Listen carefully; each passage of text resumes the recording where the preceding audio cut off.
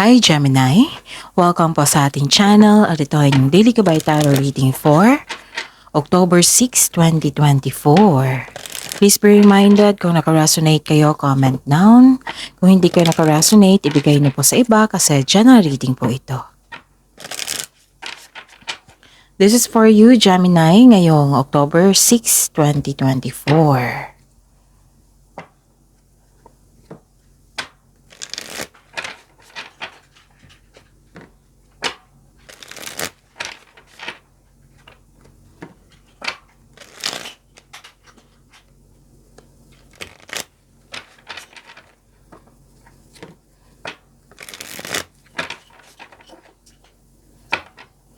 Para po ito sa inyo, Gemini, ngayong October 6, 2024.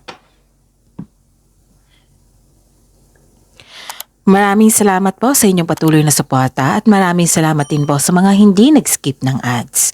Gamitin ang reading na ito bilang gabay lamang sa mga hindi pa nag-subscribe, subscribe na po kayo at click bell notification para malaman nyo na may bago tayong video. Para sa mga gustong magpa-reading po, may lumabas dyan sa screen nyo ngayon. Panoorin nyo po at sundin ang instruction.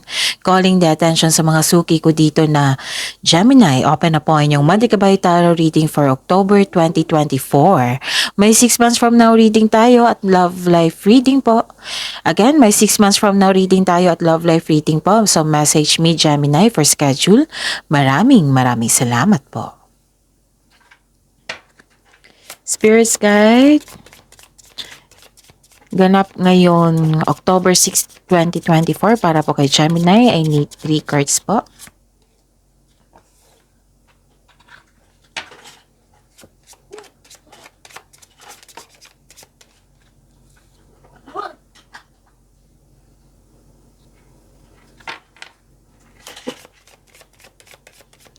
Gemini, October 6, 2024.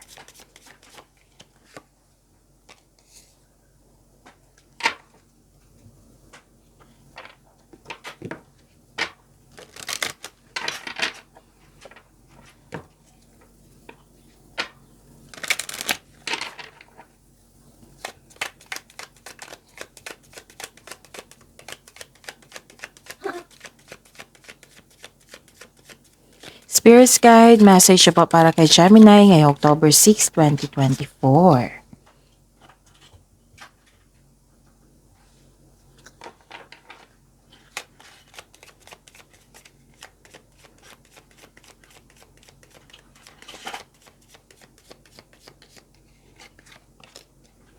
Okay.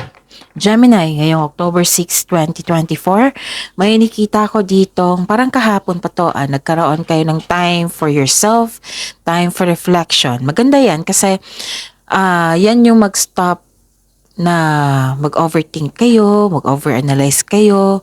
Ayun. Kasi kasama yan yung pahinga, solusyon sa problema, self-assessment, spiritual awakening.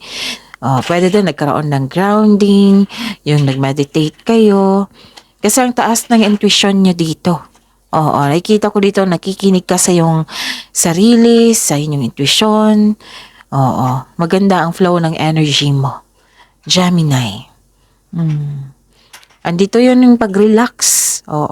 Para sa pagbalik mo, productive ka na. Full of energy ka na. Nakikita ko dito na mas lumawak yung ambisyon mo sa buhay. Nag-update ka kung saan ka na sa goal mo sa buhay, ganon. Yun. At may nalaman kayong may tao na hindi totoo sa iyo. Yes, kasi malakas ang inyong intuition. Ang ganda nito ha, kasi time for reflection ito. Requirement talaga to sa mga para pag-stop sa inyong overthinking. Okay? Nakabuti to sa iyo. Okay, love is blooming. May ganap na romance, attraction, affection. Maaring mansari nyo ngayon, anniversary or ma-achievement kayo. Pwede din na may crush, bago kang crush or nagustuhan, na-attract, ganon. Pwede kakasagot mo lang sa maliligaw mo. Basta may ganap na ganyan na. Pwede din na self-love. Itong time for reflection is a sign of self-love. Kasi alam mong hindi nakabuti yung overthinking na yan. So, dito ka sa time for reflection. Okay, kung hindi nyo alam kung paano mag-connect sa inyong intuition, kung paano mag-time for reflection, i-research nyo po sa Google. Okay? And dalawang card na po nagsabi dito eh. Malalaman mo yung taong hindi totoo sa iyo, may malalaman kayong sekreto. Yes. And some of you nag-aaral, nag-self-study, pwedeng nagpa-enroll para mag-aral, pwedeng mag-attend ng meeting or seminar para basta ang goal mo dito is magkaroon ng knowledge, learnings.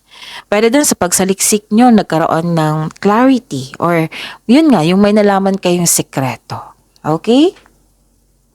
Ang message po is be bold and confident. Use all of your resources to create your dreams. So, kasi nagpaplano ka, mas lumawak yung ambisyon mo sa buhay. Oo, nag-update ka rin kung ano yung dapat dagdagan. O, expansion to eh. Bibigyan mo na ito ng aksyon. Kasi gusto mong may maabot pa. Okay? May nagsabi din sa akin ngayon na nag-aaral kayo, nagsaliksik kayo kasi gusto nyo ng karagdagang income. Yung inalam mo yung yung isang bagay para magamit mo sa dagdag income, ganon. May ganap na ganyan. New rhythms are coming into your life now. You are encouraged to trust and adapt. Oh, pinag-ready kayo na may pagbabago na parating, new beginning po. Be ready po daw. Kailangan ma-motivate kayo, motivated kayo, kailangan full of confidence kayo, and take in action with courage. Kailangan yung ma-adapt itong new beginning na ito, i-embrace nyo yung new beginning na ito. Huwag nyong tanggihan kasi ang advice dito is nakakabuti ito sa yung journey. Okay? Na magkakaroon ng kaunlaran. Okay, ang ganda ng cards nyo, Gemini. Spirits guide, ano po yung energy ni Gemini ngayong October 6, 2024.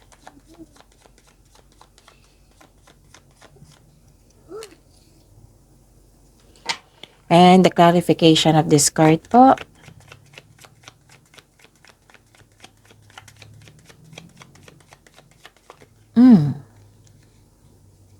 Okay. Okay.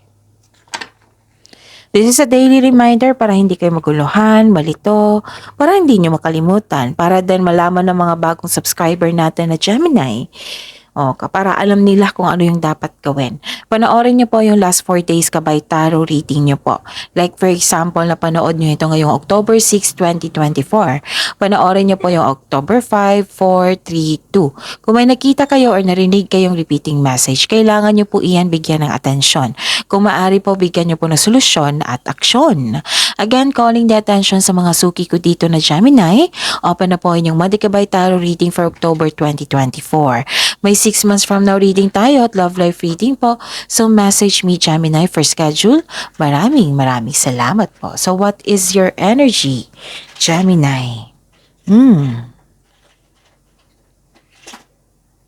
Nakikita ko dito, Gemini, na nagkaroon ng new beginning, nagkaroon ng abundance. Oo. Nagkaroon lang po ng delay. Pero sure naman itong delay na ito is abundance. Hindi naman yan cancela, Gemini. So instead na ma-disappoint kayo, ma-frustrate kayo, maghintay. Habaan ng pasensya. Malay mo, tinetest lang yung pasensya mo kung gaano ba kataas. Ma-handle mo na ba itong delay na ito na hindi na inip? Diba? So yun, habaan ng pasensya kasi may dahilan po iyan. May dumating na opportunity na hindi mo daw napansin. So, kailangan talaga magkaroon ng time for reflection para mapansin mo ito.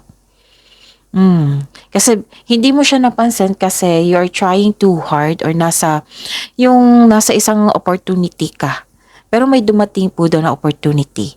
The universe is asking you to loosen grip and relax. Mag-reconnect ka at mag-ask ka ng divine assistance. Okay, nakabuti itong time for reflection sa inyo ha. So, i-search nyo yan kung hindi nyo alam. Ingatan nyo din yung kaperahan nyo. Oo, baka mapagasta kayo ngayong araw na ito. Para stable pa rin, balanse pa rin yung budget nyo, yung hindi nyo ginalaw yung ipon nyo, so check it. Baka may gusto kayong bilhin na hindi naman dapat, oo. So pag-isipan nyo ng mabuti. Okay? Kasi ayaw ng card dito na madisbalanse kayo sa kaperahan. Basta may ganitong reminder ang card. Oo. Pag-ingatan nyo talaga yung kaperahan nyo. Okay, Gemini? At makinig po sa inyong intuition. Kasi ang intuition ang magbibigay ng guide sa iyo patungo para magkaroon ka ng malaking desisyon. Kasi gagawa ka ng desisyon dito. Makatulong po yung intuition. Okay? So, this is the clarification of your card here na nagkaroon ng time for reflection. Malakas ang inyong intuition. Gagawa pala kayo ng desisyon. So, connect. Okay? And, wow. Gemini. Listen, ang iyong buhay ay patuloy na yumayabong kapag sinunod mo yung gusto mo sa buhay, makinig sa inyong intuition, and explore new direction. May ambisyon o idea ang gustong gawin. Another card ha, nagsabi dito, this is a repeating message dito sa inyong oracle, na may gusto talaga gusto nyo ipalawakin yung ambisyon nyo sa buhay. Gusto nyo bigyan ng aksyon. Para magkaroon ng reality, ganon. Gagawa po kayo ng plano. So, mag-connect sa inyong intuition. Okay? At para makagawa kayo ng best decision. Siyempre, magkaroon ng konkretong plano yan. Para makagawa kayo ng best choices and best decision. Mag-ingat lang po talaga sa pagiging mainipin.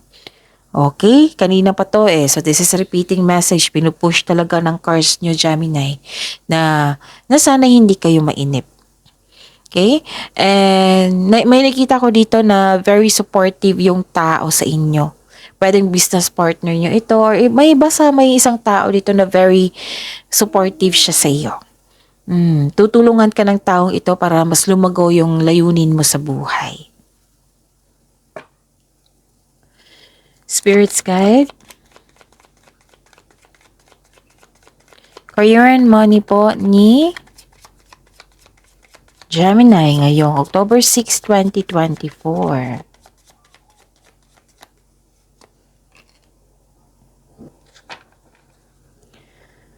The clarification of this card po.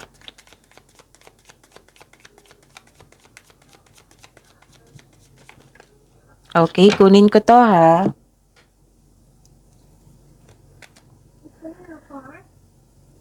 Okay. So, career and money nyo, lakasan nyo talaga yung confidence nyo. Kasi, gagawa kayo ng plano dito. And I believe, nakapag-desisyon na kayo. So, after nyan, may new beginning. Siyempre, kasi may bago kayong gagawin. New beginning yan. Kailangan ng adaptation. At kailangan puro work to puro movement. Okay?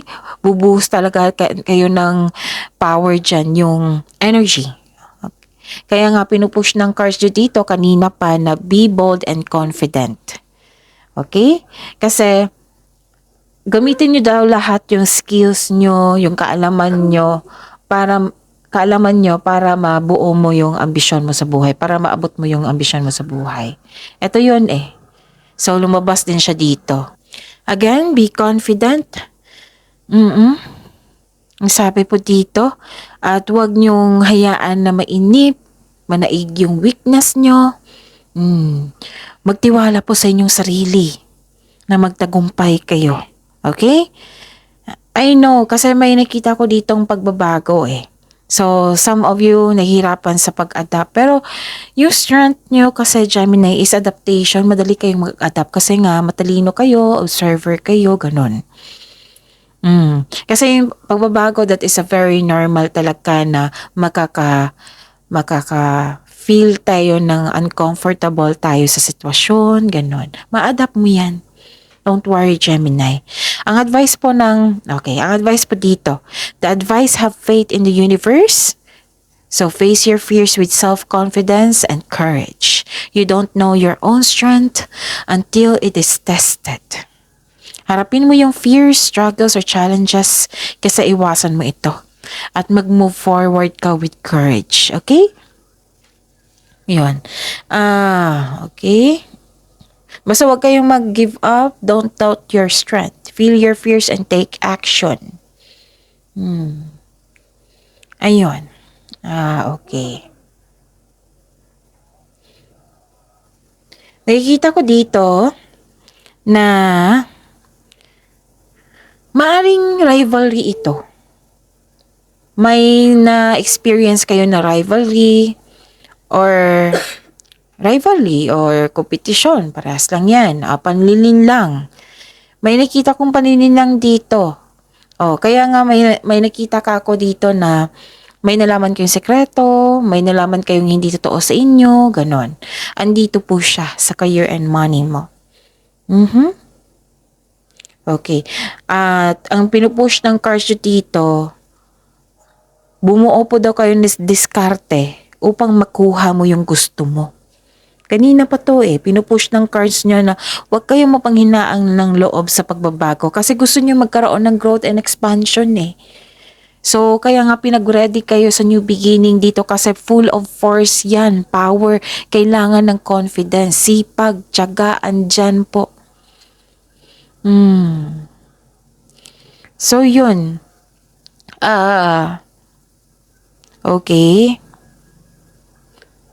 Bumuo talaga ng diskarte para masunod yung layunin mo sa buhay upang makuha ang gusto mo.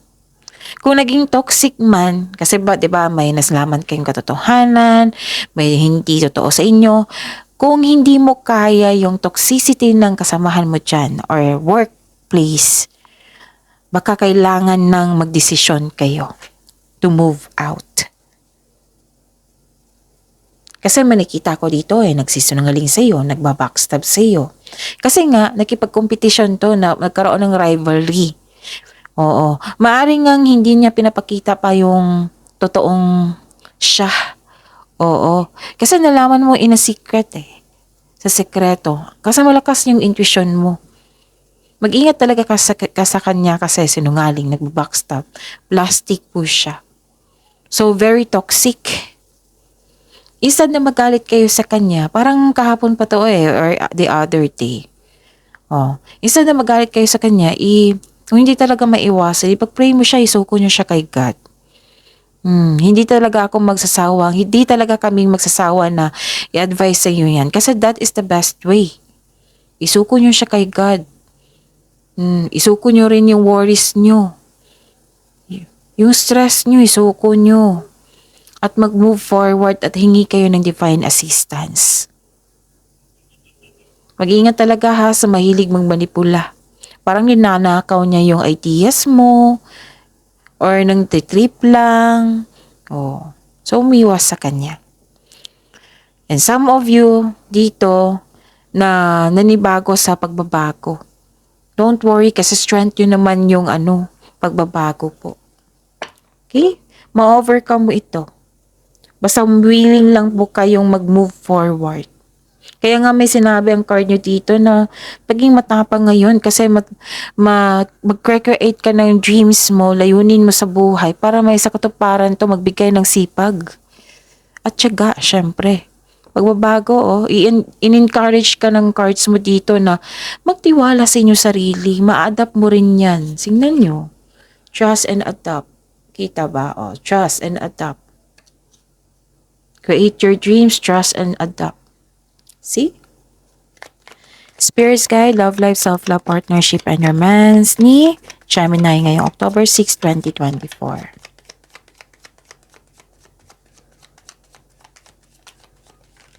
Kunin ko po ito.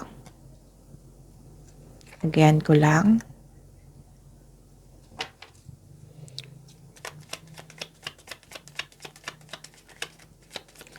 The clarification of this card po. Okay, this is good. Maraming salamat po sa patuloy na tiwala at suporta sa ating channel at maraming salamat din po sa mga hindi nag-skip ng ads. May lumabas dyan sa screen nyo ngayon, panoorin nyo po. Kung gusto nyo po iyan, then follow instruction. Okay. May paalala ang card nyo po dito na some of you nagkaroon ng disconnection sa isang tao. Parang everyday na to na may disconnection sa isang tao or naging toxic yung tao. Maaring concern mo talaga ito sa araw na ito. And, okay, may nakita ko dito ang lust over love. So, alam nyo na ang dapat gawin yan. Pero at the end of the day, kayo po ang magdesisyon yan. Okay? Pwede din may concern kayo sa isang controlling partner. Pero mag-move on ka dito. Yes. You are willing to help yourself para mag-move forward. Kasi kahit masakit sa'yo, you're finding a solution, nag-move forward ka. Which is very good.